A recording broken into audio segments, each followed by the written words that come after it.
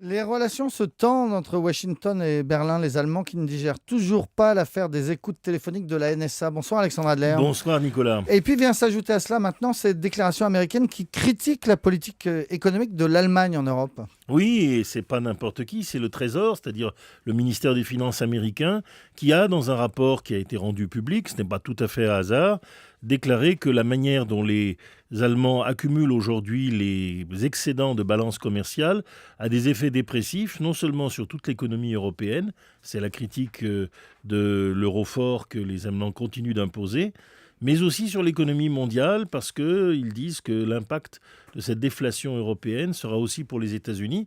Bon, les Allemands sont extrêmement mécontents qu'on critique avec tant de force et d'outre-Atlantique, la première puissance mondiale, ceux qu'ils considèrent être comme la seule ligne juste qu'ils ont adoptée dans la crise européenne, non sans fluctuation, mais quand même.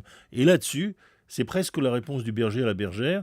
Angela Merkel se déclare très très fâchée de l'intrusion sur son portable et les Allemands sont entrés aujourd'hui dans des négociations officielles pour arriver à un accord de non-espionnage réciproque. Or, on sent les contorsions de la NSA et des services secrets américains qui disent que non, c'est plus compliqué que cela.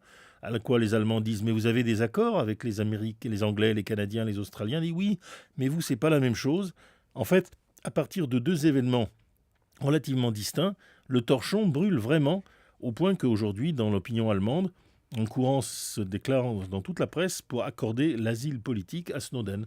C'est un résultat effarant quand on connaît l'habitude des relations germano-américaines. Le torchon brûle entre Washington et Berlin, nous dit Alexandre Adler. Merci beaucoup.